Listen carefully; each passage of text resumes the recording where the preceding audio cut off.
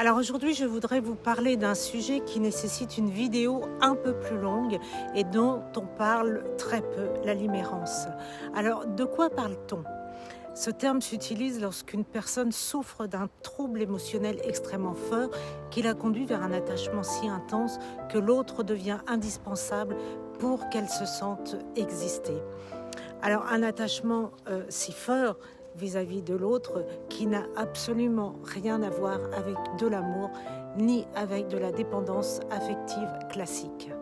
Ce que j'appelle de l'attachement aveugle. On s'accroche à quelqu'un de façon intense, si intense qu'on finit par ne plus le voir ou la voir. Et surtout, on finit par ne plus se voir soi-même. Ce que ce n'est surtout pas, ce n'est pas de l'amour.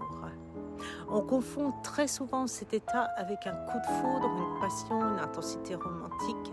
Mais ici, ce n'est pas l'autre qui compte, c'est l'effet que l'autre a sur soi-même. On ne pense pas à la personne telle qu'elle est. On pense à ce qu'elle vient réparer, combler, apaiser à l'intérieur de soi. L'autre devient une sorte de pansement psychique. On croit aimer, mais en réalité, on utilise l'autre pour tenir debout. Un attachement aveugle, oui, car il y a la fixation émotionnelle, non visible, mais ressentie intensément. Alors ce type d'attachement est très particulier, il est massif, il est immédiat, il est disproportionné et surtout, il est aveugle. La personne est fixée, elle ne voit pas l'autre comme un sujet, elle le réduit à une seule fonction, répondre à son manque. Ce n'est plus une relation, c'est une fixation, un besoin immédiat, constant. Ce n'est pas une volonté de domination comme chez les personnalités toxiques, c'est une possession par peur. Si je te perds, je m'effondre. Alors je m'accroche, je surveille, je contrôle, j'attends. Ce n'est pas la passion qui parle, c'est la panique. La personne est attachée, mais ne pense pas à l'autre. C'est l'un des points les plus troublants. La personne est très attachée émotionnellement, mais elle ne pense pas réellement à l'autre. Alors un attachement aveugle, oui, car il y a la fixation émotionnelle, non visible, mais ressentie intensément. Alors ce type d'attachement est vraiment très particulier. Il est massif, il est immédiat, il est disproportionné. Et surtout, il est aveugle. La personne est fixée, elle ne voit plus l'autre comme un sujet, elle le réduit à une seule fonction, répondre à son manque.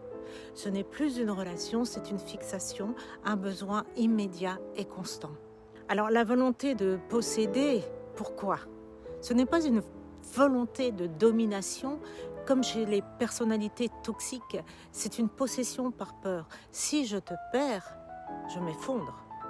Alors je m'accroche, je surveille, je contrôle, j'attends. Ce n'est pas la passion qui parle, c'est la panique. La personne est attachée mais ne pense pas à l'autre. C'est l'un des points les plus troublants. La personne est très attachée émotionnellement, mais elle ne pense pas réellement à l'autre. Elle pense à ce qu'elle ressent, c'est-à-dire son manque, sa peur, à l'idée qu'elle se fait de l'autre, mais pas à la personne telle qu'elle est dans sa réalité, dans ses besoins, ses limites, son monde intérieur. C'est comme une chaîne qui relie ces deux personnes, mais une chaîne transparente. Enfin, l'un va relier l'autre par cette chaîne transparente. L'autre n'existe pas vraiment comme sujet. Il existe comme un objet d'apaisement et encore. Alors, les racines. Derrière ce type d'attachement, il y a presque toujours un manque ancien. Évidemment, une blessure de construction, un manque de stabilité affective, un manque de reconnaissance, un sentiment d'incomplétude. Alors tout cela met en place une faille narcissique, un véritable effondrement pour le sujet. Alors quand l'identité n'a pu se construire solidement, l'autre devient indispensable pour se sentir exister. On cherche dans l'autre ce que l'on n'a pas pu construire en soi, le lien avec l'estime de soi. Le lien avec l'estime de soi est extrêmement important à retrouver.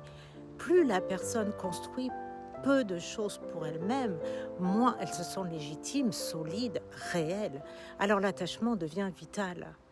Mais plus elle construit ses propres objectifs, ses réussites, ses expériences, plus son identité se renforce et moins l'autre devient une béquille. L'autonomie personnelle libère du besoin d'être fixé à quelqu'un. Alors comment en sortir ? Ce que je peux vous proposer, sans vouloir vous vendre quoi que ce soit, c'est un travail psychanalytique. Il faut reconnaître que c'est un travail tellement profond que seul cet accompagnement permet véritablement d'y accéder. Sortir de l'attachement aveugle, ce n'est pas dire à quelqu'un coupe les liens ou passe à autre chose, ça ne fonctionne pas. Il faut comprendre ce qui se rejoue, parce que celui qui s'attache, ce n'est pas l'adulte, c'est l'enfant blessé à l'intérieur. La psychanalyse permet justement de retrouver cet espace intérieur, de comprendre d'où vient ce vide et de reconstruire peu à peu une identité stable qui n'a plus besoin de se raccrocher à l'autre pour exister. Une identité suffisamment solide et de plus en plus consciente de ce qui se joue. Alors ma conclusion sera laquelle ? L'attachement de cet ordre n'est pas une fatalité. Il révèle un manque profond, mais aussi un véritable désir d'exister pleinement. Et c'est en reconstruisant son chemin, vous l'avez ce chemin, il a existé dans le passé, même s'il est lointain, mais vous allez le retrouver, vous allez poser des objectifs réalistes et atteignables. Et c'est ainsi que vous allez retrouver de la valeur personnelle. Et cette liberté intérieure va vous permettre d'aimer, mais sans vous perdre. Alors, à vos blocs-notes, à vos crayons, je vous invite à écrire vos objectifs à court et moyen terme, réalistes bien évidemment, et je suis persuadée que pas à pas, vous retrouverez le chemin de la liberté.